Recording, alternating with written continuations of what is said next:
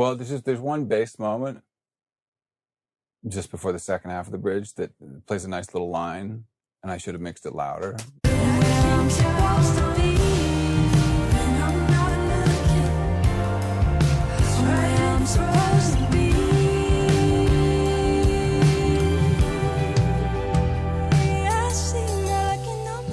Yeah, I think overall the bass could be a hair louder in the bridge. I see my lucky number. The whole bridge? I think, yeah. Okay. Well, Maybe I'm where I'm supposed to be.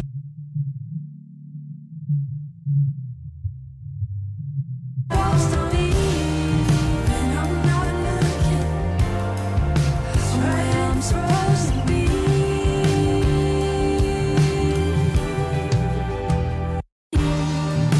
Maybe I'm where I'm supposed to be. I've got some where I'm supposed to be. Where I'm supposed to be.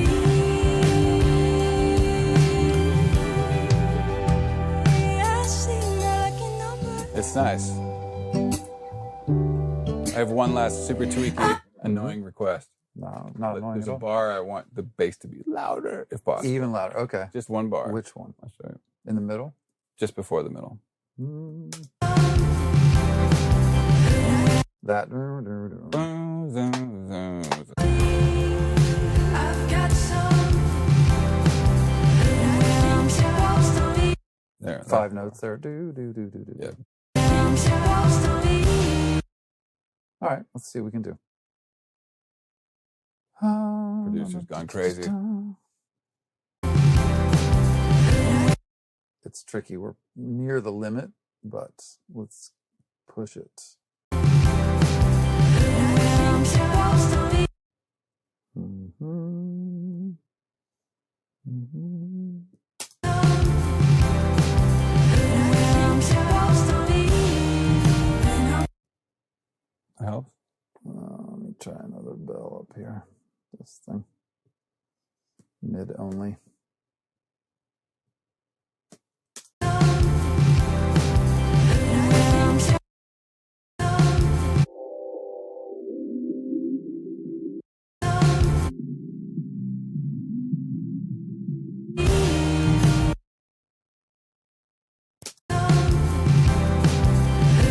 I'm supposed to be, and I'm not looking where I'm supposed to be. I think that's it. I think that's the. I don't know how you get more bass to come out by turning up like really kind of mid-range frequencies, and I don't really hear the bass, but I hear the bass. Well, it's more. in there.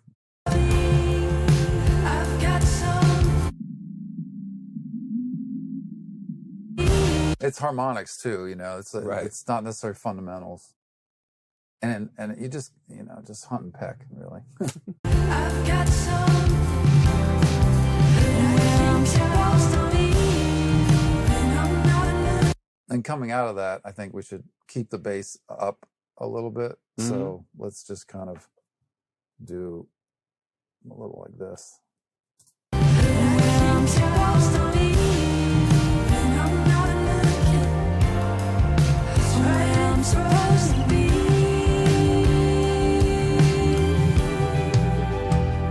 I see my lucky number. Little known fact about Brian, makes excellent homemade chocolate chip cookies. However, how on earth are you getting the bass guitar to come out of the stereo mix by cranking frequencies where clearly I'm not really hearing like a fundamental bass note come? Right. So when working in the low end, whether it be kick drum up, down, bass up, down, it's usually not both. That would just be a mess. The first thing to think of is that as we use these mid-only EQs, whether it be narrows or wides or combinations, the main priority is not to screw up the bottom as a whole, because the bottom as a whole is part of the bigger picture of the song. The track momentum is directly tied to the low end as a whole. So if we're going to boost something, we're probably going to cut something, not just for a technical reason, but for a musical reason. The thing here is, quick mix, Greg saying more bass. So I could, we could get out our numbers chart and we could say, what key is it in? Or we could do all that. We don't do that. We're just going to grab this little listening tool and roll it around and try and pick up some bass frequencies that are not necessarily fundamental frequencies, but probably more likely early harmonics of the bass. The bass harmonics go way up, but the most prominent ones are just past the fundamental. So we want to grab those because they're probably living in their own space that doesn't mess with the vocal, doesn't mess with the kick, doesn't mess with the rest of the song. So we're going to try to boost those. And as we boost those, we're going to cut down here below, which is kick drum, or maybe it is just below the fundamental. I'm not sure. We're going to play with this boost cut ratio to get more bass, but not jack the whole low end into a space that, ruins the momentum of the track. And quick editor's note, if you don't know what the harmonic overtone series is, I think that's a lot of what Brian's referring to. Check it out. It's fascinating. It's really, really, really cool. It's a huge part of every sound we all hear, including me talking right now. It's not just a note. There are, technically infinite amounts of notes, but we really hear probably the first 3 or 4 of. Anyway, just check it out. There's dozens of notes on top of the fundamental note. So if you play the A on the guitar and the same A on the piano, you immediately know guitar and piano, not because of the root note, but because of the overtone notes. There's a lot of numbers here. I'm not looking at any of that. I'm just doing the little listen tool, rolling around. You don't have to have this listen tool, although it's a godsend. I've only had this EQ for about a year. The last videos we shot, I didn't use it. So, I would just do it by ear. This makes it even easier, but I don't rely on solo. Relying on soloing things out is always a bad idea. You use the solo feature, but then you listen and feel the whole song, with all the frequencies. So it's a nice trick, but it's not necessary. If you don't have this EQ, you should probably get it. But if you don't have the EQ and you've got some other EQ, you don't need that. You can still just roll it around, ignore the numbers, and try to find, the bass notes that are going to bring out that bass line. This cut I do want to check it though, because interestingly, if you notice, this section here was like a little 5-note run. That was the initiative, right? Let's bring that 5-note run up. But what that did do was it did reset the momentum expectation for the bottom end. So then we had to do more low end here as well. And that one looks like that one. Oh, wait, I have them backwards. So this one has this crazy big peak here. This is the line with the run. And then this was boosted a little bit in this section to keep the momentum, because if we go back to this section, we see a smaller amount of boost here in the mids. So this was the first, this was the second, this was the third. Ding, ding, ding. It's a musical priority before a technical priority, but if we can do both, then everybody's happy. So let's go back now. Let's get out of the weeds, get out of the trees, to the edge of this little forest, where we will notice that we dealt with a breath, we dealt with a little side stick, we dealt with a little momentum building kick thing at the top. We dealt with more bass during the run and then maintaining the momentum of that more bass, but down a bit for the rest of the section, and then coming out of it into the next section. So we did a lot, and here's the whole package. I'm where I'm supposed to be. I'm where I'm supposed to be. I'm where I'm supposed to be. Maybe I'm where I'm supposed to be. I've got something where I'm supposed to be. When I'm not looking, where I'm supposed to be.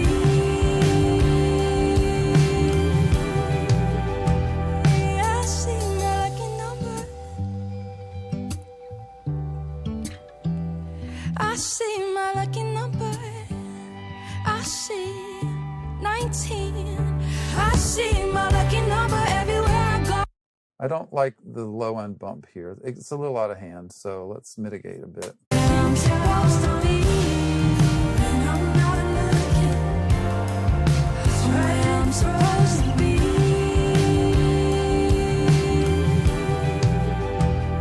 I see my lucky number. I see my lucky number. I see. I see my lucky number. I see 19. I see my lucky number. Okay. A little more King Kong. Bigger dryer or bigger wetter? Bigger dryer. Okay. Okay. It's this one. I see. Okay. Like a big, wide, dry top thing. I dig everything in that moment except I just want to hear like more 80 hertz or something. Like just Yeah. It's in the middle, right? Or is it not? Is it to the side? I see my. It's a little a left. little left, yeah. All right, so I'll do this one as a side EQ. And let's try and find it.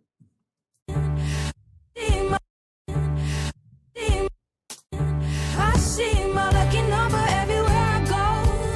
And I see my lucky number. 19. I see my lucky number everywhere I go. Nice. Yeah. 19. I see my lucky number everywhere I go. And I know I'm where I'm supposed to be. I swear it follows me down. Let me see. See 19. I see my lucky number everywhere I go. I think I can get it even a little more peak out of it. A little more leading edge. See 19. I see my lucky number everywhere I go. And I know I'm where I'm supposed to be. I swear it follows me down every road. Always shows up just when I need to know that I'm where I'm supposed to be. I'm where I'm supposed to be. I'm where I'm supposed to be. I'm where I'm supposed to be.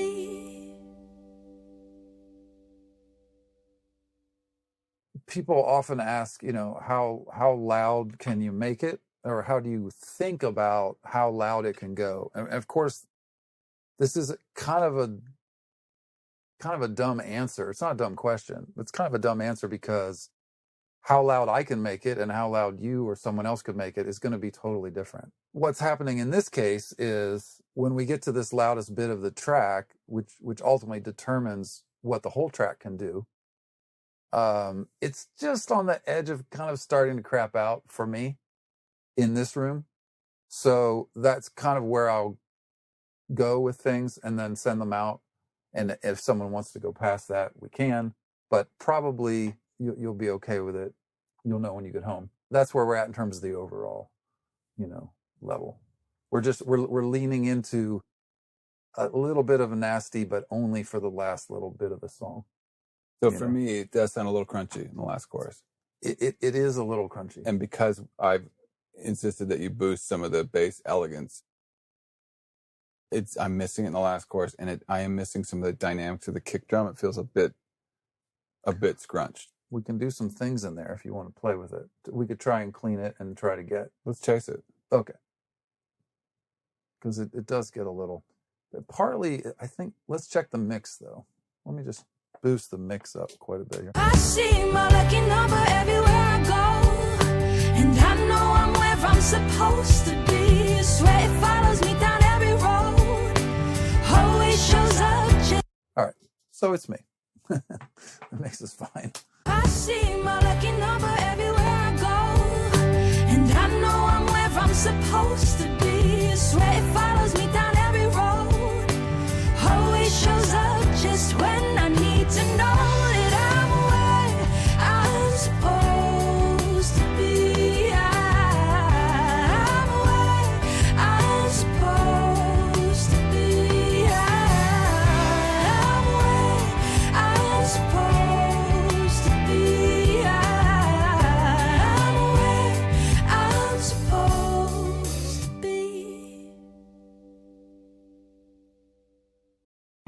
19. I see my lucky number everywhere I go, and I know I'm where I'm supposed to be. I swear it follows me down every road, always shows up just when I need to know that I'm where I'm supposed to be. I'm supposed. I'm where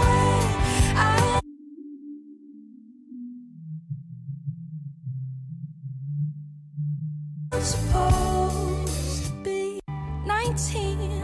I see my lucky number everywhere I go, and I know I'm where I'm supposed to be. I swear it follows me down every road, always shows up just when I need to know that I'm where I'm supposed to be. I'm where I'm supposed to be. I'm where I'm supposed to be. I'm where I'm supposed to be. Let's hear it from like the bridge. I'm where I'm supposed to be. Maybe I'm where I'm supposed to be. I've got some. I'm where I'm supposed to be, and I'm not looking. It's where I'm supposed to be.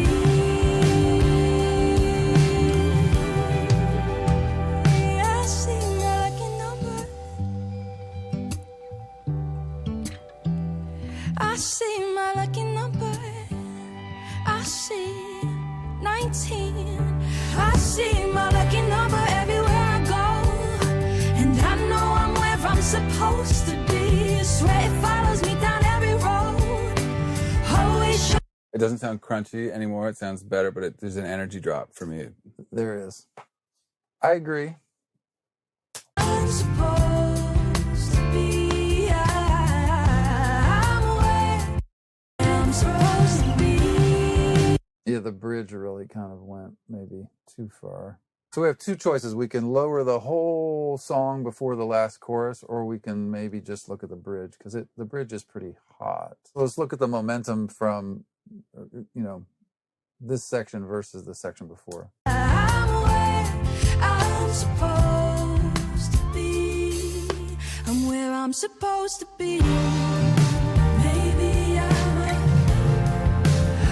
I'm supposed to be. I've got some. I've grabbed all of this. I'm going to save it so I can undo. I'm just going to pull this whole bit down, maybe about 0.2 dB. Let's see what happens there. I'm where I'm supposed to be. I'm where I'm supposed to be. Maybe I'm where I'm supposed to be. I've got some. I'm where I'm supposed to be, and I'm not looking. It's where I'm supposed to be.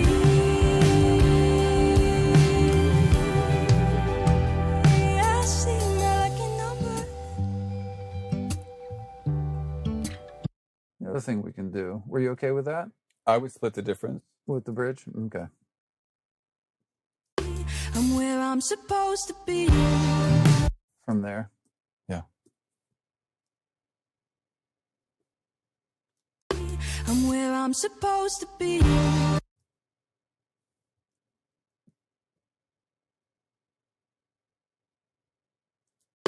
I'm where I'm supposed to be. Maybe I'm where I'm supposed. So that was 0.08 of a dB, that whole section down. And then we have also this nice little place here. This is a good place to fade after the bridge. We can fade a little more, perhaps, and set up final chorus level. I see my lucky number. I see my lucky number. I see 19. I see my lucky number everywhere I go. Still not quite enough, is it? It helps. So, bringing this down a little, bringing this chorus up a little, just trying to play with it. And we're in the 10th or less of a dB. I see my lucky number. I see my lucky number. I see 19. I see. Might as well fade this up, starting here. It's going from a lower to a higher, and we'll just let it ramp up. I see 19. I see my lucky number everywhere I go. And I know I'm where I'm supposed to be. I swear it follows me down every road. Always shows up just when I need to know that I'm where I'm supposed to be. I'm where I'm supposed to be. I'm where I'm supposed to be. I'm where I'm supposed to be. So that's one option. Or another option is, I'm going to copy this down here and bring back Mr. Brightening Compression. And let's take the EQ out just for fun. See my lucky number everywhere I go. And I know I'm where I'm supposed to be. I swear it follows me down every road. Always shows up just when I need to know that if I'm where I'm supposed to be. I'm where I'm supposed to be. I'm where. Too poppy? Check the console mix, because I like what's going on, although it doesn't sound mastered to me, but I like what's going on down low. In the console mix? Yeah. I see my lucky number everywhere I go. And I know I'm where I'm supposed to be. I swear it follows me down. Just tight. Just sounds right to me. I don't know how to Okay. articulate it. Well, it's bright and tight, the vocals up, the kick and the bass are way back. To mitigate a little bit, because we're a long way from that now in terms of our bass and kick overall. See my lucky number everywhere I go. And I know I'm where I'm supposed to be. I swear it follows me down every road. I see my lucky number everywhere I go. And I know I'm where I'm supposed to be. I swear it follows me down every road. Always shows up just when I need to know that I'm where I'm supposed to be. I'm where I'm supposed to be. So I think this compressed thing is a better starting place. And then maybe just clean up a little bottom end. My lucky number everywhere I go. And I know I'm where I'm supposed to be. I swear it follows me down every road. Always shows up just when I need to know that I'm where I'm supposed to be. I'm where I'm supposed to be. I'm where I'm supposed to be. The only way to get cleaner than that, which we could do, is we just have to bring the whole thing down. Because at this point, we're in the world of analog distortion from like 80 hertz down. Let's bring it all down. So we can bring it all down. Let's bring it all down. Yeah, I don't mind that. Okay. I want this last chorus obviously to be as cathartic and sort of. Plus, we've raised the keys, so all the bass notes are higher, but I still want it to have that kind of. Okay, so let's just do a half dB here. Take this from 7 down to 6.5. See my lucky number everywhere I go. And I know I'm where I'm supposed to be. I swear it follows me down every road. Always shows up just when I need to know. Or See my lucky number everywhere I go. And I know I'm where I'm supposed to be. I swear it follows me down every road. Always shows up just when I need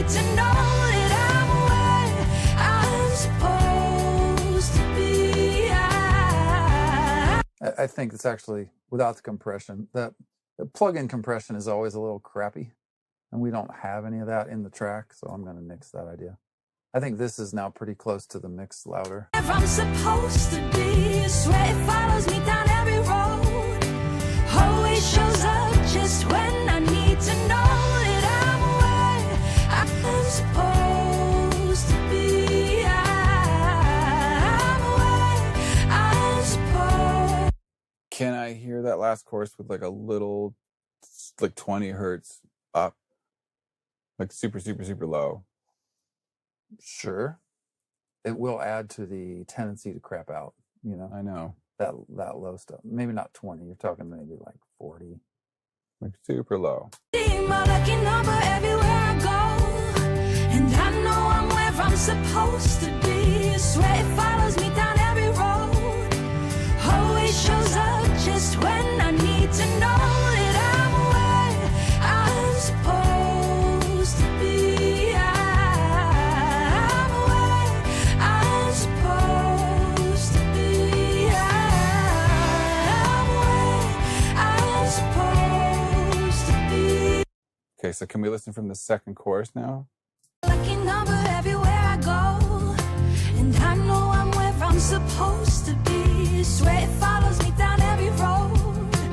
Always shows up just when I need to know that I'm where I'm supposed to be. I'm where I'm supposed to be. I'm where I'm supposed to be. Maybe I'm where I'm supposed to be. I've got some. I'm where I'm supposed to be. And I'm not looking. It's where I'm supposed to be.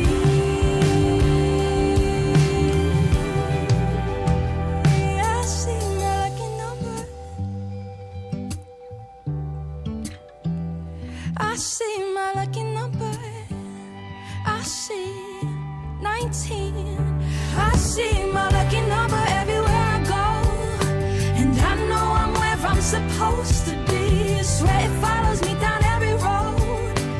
Always shows up just when I need to know that I'm where I'm supposed to be. I'm where I'm supposed to be.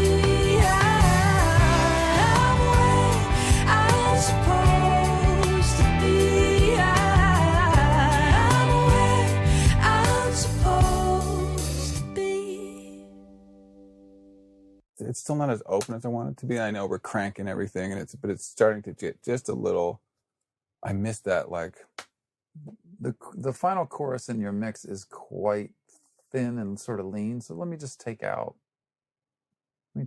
this. but I like what all the bottom stuff is doing in that mix. Like the bass and the kick drum feel right, and I'm missing that here. I see my lucky number. You like what the bass and the kick are doing in the mix? Yeah. Okay, because I'm saying, let's listen to the mix again, because there's the whole low end is leaner in the mix, and so I was going to lean out what we had to kind of get closer to that, so that the energy comes from the top end and not the bottom end. You know what I mean? Mm-hmm. Sort of letting go of the momentum through the bridge of the bottom end and have it just be open up and be top end. That's what you're saying. I like what you're doing to the top. Okay. Well then, let's just check maybe from here, because the low end fades here and it becomes brighter. Then that's maybe going to be closer here. I've got some. Where I'm supposed to be, and I'm not looking. It's where I'm supposed to be.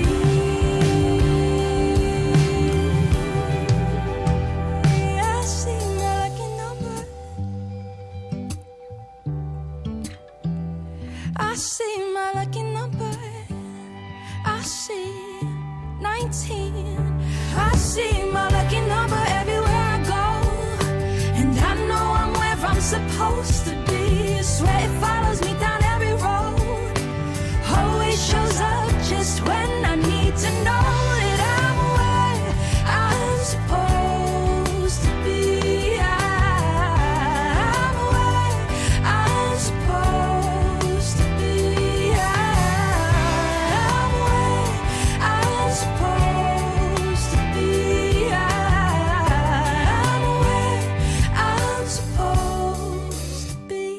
What do you I think? turned the compression down, so it's just a half dB at most in this section. I think that helps. It's not smashing the bottom quite so much.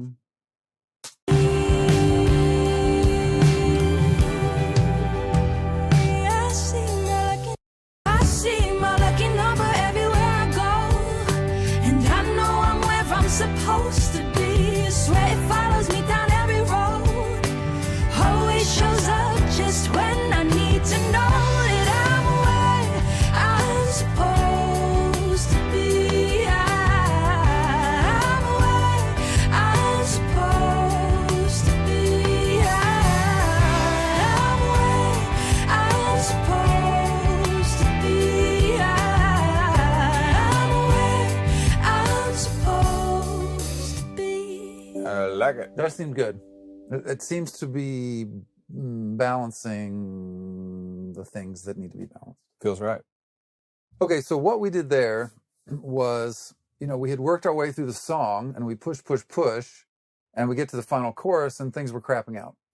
And they're crapping out because when I started the process and I listened to the end of the track, I set levels in the analog world for sort of the raw mix, and I just did it quickly, right? So maybe I was wrong. Maybe it was too hot in the first place. We boxed ourselves into a corner by pushing. So when we got to this final chorus, things were crapping out because in the analog world, part of the tone is that you're pushing into the limit, right? It's like driving fast. You drive fastest at the limit. And with a tube amp or preamp or an analog desk like this, things sound the best at the limit, but there's over the line, and that line is defined by the client, who happens to be this guy.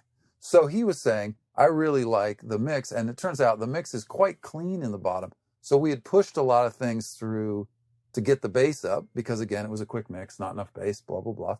So we're getting the bass up. We've got bass and kick. I've probably got more kick going just as a general habit that I like, kick and bass to be there. So we just kind of boxed ourselves in a corner. And then the question was, well, do we bring the level down of the chorus overall? Yes, we did. So I did a half dB drop in the analog world before getting to the converter. And then from there, it was like, well, where does the energy of that last chorus need to be? Greg's loving his mix last chorus, which is a brighter, thinner thing than where we were before. So we're like, okay, how do we do the brighter, thinner thing, which is clean and not crapping out the analog world, but at the same time not lose the connection to the rest of the track, where we had done a lot of bass guitar boosting and my general tonal inclination, which is to have, let's say a healthy low end, for lack of a better term. So we kind of found a way in that last chorus to keep a thread of the low end, although really it did get much thinner, while the whole track got louder, brighter, more open. It's a happy ending, basically. It's a track with a happy ending. So it doesn't need the darkness. It needs more of the light. And that's where we are. So it's very hard to strike that balance. I mean, on Greatest Showman, I had to, any song with tempo, any song with drums, this was the struggle from section to section to section to section to section, where everyone wanted it to have just like collar grabbing, like vein popping, and the verses had to feel like the most intense thing ever. Well, how do you make the chorus feel intense after a really intense verse? And it took me months to crack that code on all those songs. They never wanted to relent at all. It's just like constant. Right. So it's tough, it's easy to paint yourself into some kind of corner, because you do want the party to continue and to get more boisterous in a song like this. It's tough. And sometimes taking away, like we did, just drop the level a little bit, gives us more room to then crank it a bit. It's a funny. Yeah. And in balance. in the analog world, as far as analog mastering in particular, I mean, I'm doing hybrid here, obviously, but the analog desk is doing a big part of the heavy lifting of the tone. So low end is where the distortion is going to more easily occur, right? So this is what accounts for my inspiration to start mastering, which was 90s music in general, which was compressed and mid-rangey without any bottom. That's a cheap, easy, lazy way to get level. Basically, you just cut the low end, right? So what we're trying to do here is is have nice, rich, human, African rhythmic low end in every track. But when we get to the end of a thing, we might have painted ourselves in the corner. And luckily for me, Greg wants a brighter, clearer low end, a brighter, clearer, happy ending type of chorus where everything is all, I forget the word you said, but it's like releasing. It's just big. Cathartic. Thank you. That was the word. So that made it easier in a way because, I can pull out the low end, which is going to be the first thing to distort in the analog world where I'm, pushing at all times up into the limit, up into, where the preamp craps out. That's the trick with analog. I'm a person who lives at that limit. Sometimes I go over and I leave it to the client to say, hey, you went too far. But I would rather go too far than not far enough and live in a fearful world of leaving things on the table that weren't exploited, I got one more little tweak. One more. It's so simple. Okay, it's the second last part of the song. Okay. There's a hi-hat that just grips my head off every time, and I think we can duck it because there's no vocal over it. That bastard. It's like the open hi-hat's the only thing happening. All right, let's it's like see. half second. I'm supposed to be, Oh, that thing? That guy. supposed to be. Why? All right. Why? Only a drummer. Yep. Yeah, we can just do that with EQ. What do we got? Oh, yeah, we got a whole lot. Let's just take that out. Please do. Supposed to be. That did it. Yeah. I'm supposed to be. Take a little more out. Sure. I'm supposed to be. Please split the difference. I'm supposed to be. Sound weird to you? No. I think it sounds actually understated. It's like Yeah. it's a sneaky hat. It is. It's not a, It was not sneaky before. right. We're right, done. Right. It was a beat you over the head hat. No, It was a drummer solo record moment. right. It's a clever little sneaky hat. Now we send it. You badass, you. Now he listens at home and we go from there. I think I drove you a little bit nuts, but it's fun no, to you're do fine. this with you in person. And actually, your room sounds amazing. No, you're Like, fine. After 3 to 5 minutes, I kind of acclimated, and Yeah. so great. These speakers are amazing. This whole room sounds great. Oh, thank you. Takes a minute, but it's definitely it's not a crazy room. It's a learnable room. Yeah. Yeah. Quickly. All right. So here we go with lucky number master 1. We're going to listen all the way through. Hopefully neither one of us will raise the hand. Here we go. Oh, no, I already did. Stop! I already did. We need a little noise fade in there at the beginning. We need a little noise fade in the beginning because there's like a little clicky. Let me turn it way up. That's just wholly unprofessional. Analog.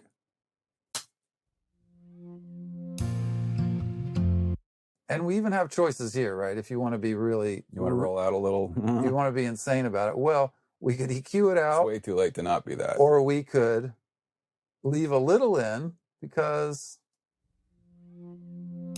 I tend to go there. Now, if I went here with it, it would sound potentially like a cleaner, poppier, more digital recording. And if I go here with it and don't do it at all, okay, that's a mistake. But I'm going to do it like here because it gives me a little noise and a little room sound, and it's a little more organic, and it was done on one of the world's coolest consoles in a quick session. And so I'm going to go with the organic fade in, not the super poppy fade in.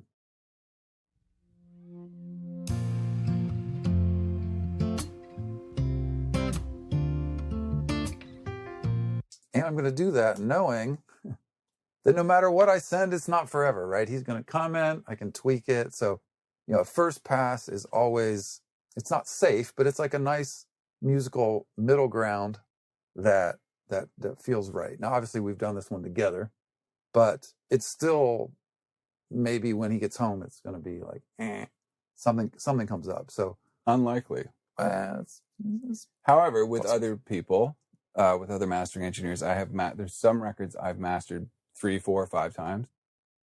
You know, even though I was in the room and making changes, and got home, listened in my car, or listened like wherever, and it wasn't right. Or quite often, what happened, especially when I was really starting to seriously mix stuff, is I would hear mistakes in my mixes that were revealed more by the mastering process, and I would have to go back and mitigate my own whoops factor, and then hear it again mastered. And sometimes I hadn't fixed the mistake enough, which I couldn't tell because I wasn't listening through their mastering chain. But with Brian, I've never needed more than one revision, and often there's no revision. So it's really humble of you to say I'm going to come back and tweak with a whole set of notes, but my guess is this is it. But you know, when you hire a mastering engineer, you got to get it right. And if you need to tweak it again, just like a mix engineer, I'm always doing mix revisions for clients, because the artist will hear something that I just won't hear. They have a perspective that no matter how deep in it I am, they're going to hear it differently. You know, especially singers with their voice. Like it's just that's a lane I won't ever be able to drive in. I can pretend, I can try to psychically get in their head. That's what I'm always trying to do. Like if I were the singer, this is what I'd like it to sound like or feel like. But turns out I'm not them. So don't be afraid to ask from a mix engineer or a musician or a whatever, or someone making you food in a restaurant if they didn't get it right the first time. Like you're hiring them. You know, you can ask for changes. I mean, don't go crazy, but you got to get it right. We've had a little no revision or a one revision thing, but in my work, you know, sometimes it's 2, sometimes it's 3, it could be 4. You know, instrumental music often goes further than vocal music, which is a kind of its own side topic. But the only time that things fail is when communication breaks down, right? So as we've kind of demonstrated, I could go in here and turn the dog into a cat, or put a bow on the cow. That only happens with communication, you know. So communication and creativity is key, and the only time in my work experience that things ever go wrong is when people stop talking. Right. You know, because there's nothing that's nothing wrong that you can ask for, but it can go wrong if you don't talk. So there's been no shortage of that in this room today. I'll take full responsibility. We've said a couple things. We've got about 30 pieces here. No, we don't have 30. We've got 20. No, we're good. So let's run it through and have a listen and really feel the song beginning to end. And if something bothers me, I'm going to stop. If something bothers Greg, we're going to stop. But hopefully at this point we can let it roll and we won't stop.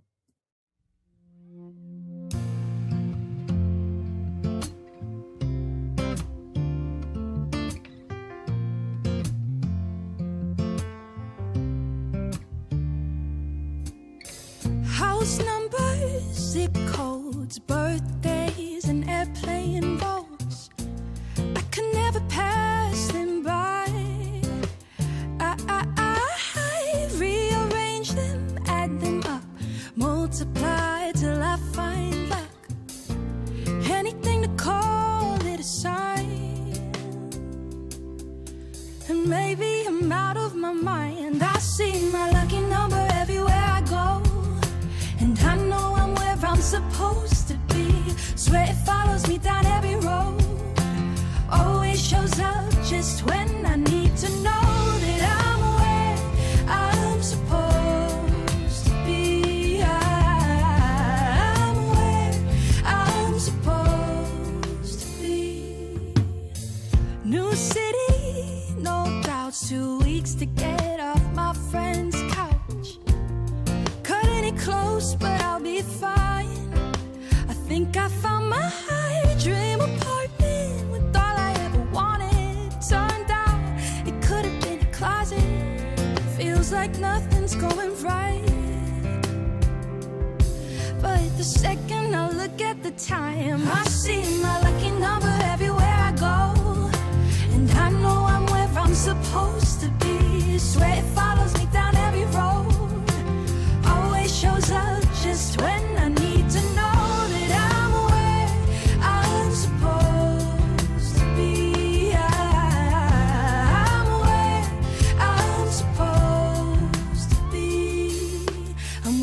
supposed to be. Maybe I'm where I'm supposed to be. I've got some where I'm supposed to be. And I'm not looking. It's right I'm supposed to be.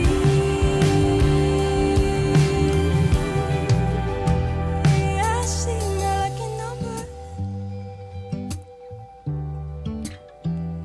I see my lucky number. I see 19. I see my lucky number everywhere I go. And I know I'm where I'm supposed to be. I swear it follows me down every road. Always shows up just when I need to know that I'm where I'm supposed to be. I'm where I'm supposed to be. I'm where I'm supposed to be. I'm where I'm supposed to be.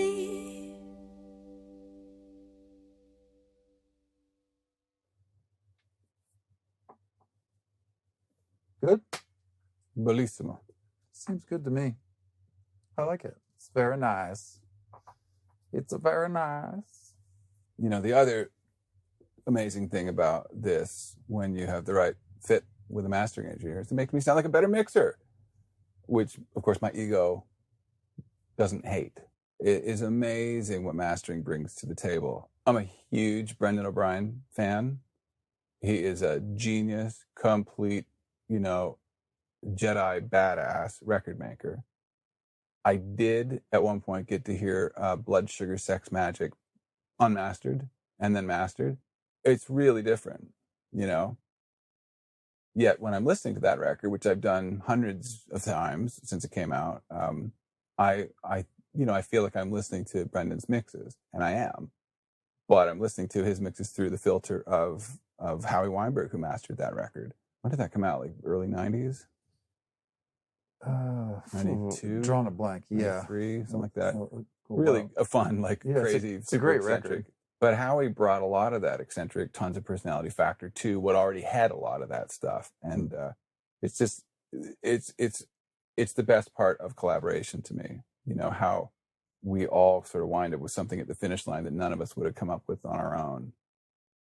It's having the honor of playing on a really great team. You know, it kind of brings the best out of me, whatever it is I do or don't bring to the table. There's a better spotlight on it in the hands of someone like Brian. And I love it. It's why I tell everyone it's my favorite stage of making a record. Well, yeah, and let's let's have a quick moment of reciprocity in this conversation, because I do this every day for lots of people, and working with Greg stuff is fantastic, right? It's musical and it's fantastic. His work is great. So, but you know, we all love team, and those are to me those are the best creative people, the people who understand team, which is a word you just used, and the honor is mine in this case. Well, I love you. Oh, me too. Let's have some lunch. Yes. Okay, so from beginning to end, this is the end. I could not be happier with the results, Brian. Thank you. Thank you. Bryce is Thank not you. here with us. The first thing I'm going to do is I'm going to play this for her. And, and if we're hearing something or she has some comments, I always want the artist to weigh in on how this feels, because it's her name on the record. It's, she's singing it. We're all helping her tell the story of this. My instincts are that we're not going to come back with any revisions. I can tell what I'm hearing in here. I can't believe I get to do this for a living. I probably, speaking for Brian as well, like certainly this job was not modeled for us growing up. Like it didn't exist. I didn't know that I didn't even know what a record producer was when I was growing up in Canada. And I still pinch myself, even though I'm an old man at this point, but getting to come to a place like this and hear something that I helped work on come through the speakers and sound like this. It's like, this is why I do music, So wherever you're at in your career, no budget, a little budget, medium budget, way too much money, you're a trustafarian, whatever it is, however you get to your own finish line, always push yourself, always try to hear it at every point of the process, at every stage, as if you are a fan listening to it, or no, maybe not even a fan, you're just a listener, and you're trying to achieve that objectivity that we lose when we listen to a piece of music more than several times. There's a quote that I think I made earlier in this series, where George Martin said, we have to remember we're making the records that we want the listeners to hear, not that we want to hear for ourselves. We're drawing the drawing, we're painting the picture, not that we want to see, that we want other people to see. And it's always just sort of lifting the veil and taking away the gear. That's another fantastic part of this process to me. Like, the more you apply your chops and your aesthetics and your choices to this, to me, all of the gear becomes invisible. And the music, the kind of like the spirit of the song just goes, "Wah!" and just starts flying out of the speakers. And it's so hard to get to that point. But I think that's why I say mastering is my favorite part, where it finally sounds like the record I've been kind of imagining in my head. And to hear that come through the speakers is really, it's like one of the most rewarding feelings. So thank you. Thank you. Thank you. Thank you.